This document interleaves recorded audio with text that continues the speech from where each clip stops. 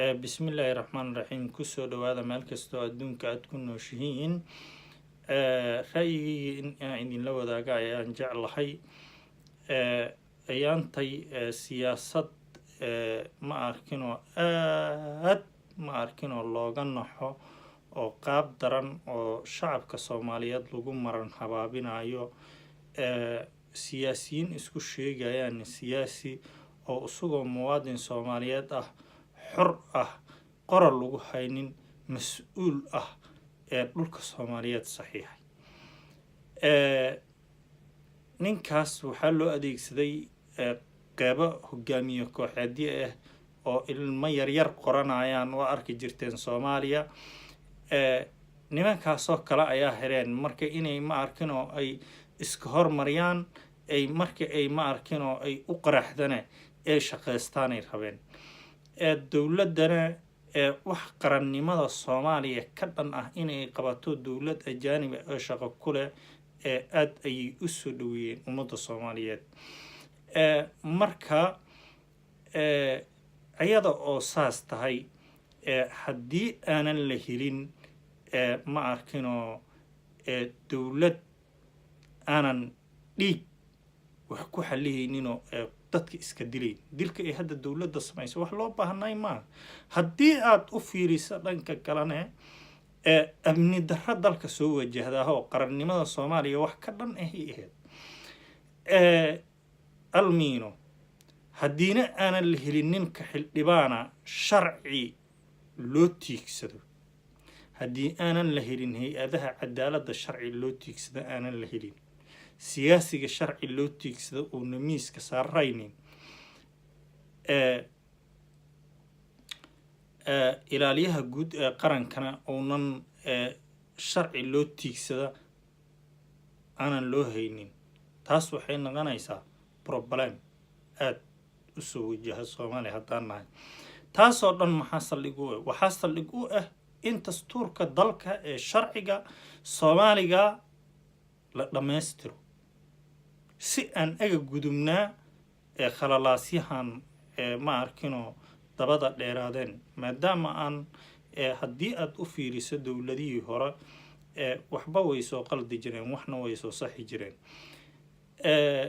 marka hadda ummadda Soomaaliyeed waxaa macaan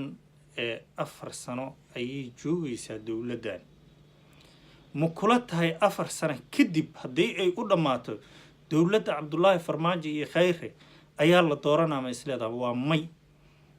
dalka aaday u horumariyaan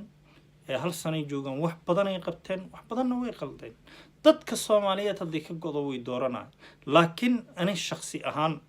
Khayre iyo Farmaajo afartan hadday u dhammaato waa la shaqeeyaa laakiin habarteeday ka tahay inaan codkayga aan dib u siiyo mar dambe dalka Soomaaliya ununka dal qaniya oo geesta Afrika ku yaalo oo intaasoo balaayiin oo xeeba oo weyn leh intaasoo badaho kalluumaha weyn leh dhulka aragto firiishka leh oo wax walba ku muddo soo baxayaan marka inaan la shaqeyno waa sababta oo ah waxaan u leeyahay siyaasiyiinta hadda ka mid ah golaha baarlamaanka iyo ma arkino siyaasiyiinta dawladda waxay xalila yihiin qadiyadda gobolka Banaadir kaligeed sharcigana wuxuu u daboolan yahay qadiyadda gobolka Banaadir dastuurkan haddii la dhameystiro dadka heer Banaadir aaday isha ku hayaan anaa ka mid ah soo dhawaada ayaan idin leeyahay ummadda Soomaaliyeedna 4 sano nimankan joogayaan haddii ay kula tahay nin Soomaaliyeed dhiibay inuu mar dambe uu xilka qabto aniga shakhsi ka ahaan codkayga may kow hadda nimanka siyaasiyiinta qalalaasyada iyo qarbudyada ka shaqeynayaan gaar ahaan geeyiga Soomaalida ma taageerayo sababtoo ah waxaan taageerayaa in dawladda lala shaqeeyo ileen meesha kaliya hoggaanka aan wax ka toosi karna meeshaas waay marka waxaa loo baahan yahay haddii la fiiriyo waxqabadka dawladda Farmaajo waxaa ka mid ah adduunka bilada uu leeyahay haddii dhan loo fiiriyo koob ahaan waad ogtihiin wax badan oo horumarowga waxna wuu qaladiye qadiyo badan oo adag oo dhanka Soomaalida ku adag ayuu sameeyay insha Allah ta'ala marka waxaa loo baahan yahay Soomaalinimo inaan wax u xalino ninka khayr lahayo hadda hayo hadduu yiraahdo shidaalkan iska saxiixan dawlad kale u saxiixa بريني أنت كوسو استاجا صوماليا إنا هجامية ربع أنت كله استاجا قف الدون كقاعدنا يسمى جرت هذا أنا إني شيء إني نفرع نكا إني سفرنا سياسي والبو حق هذا يسقى الشعب كصوماليات أو عط إفين توبك عن تضق ودارنا إيمانيسو السلام عليكم ورحمة الله وبركاته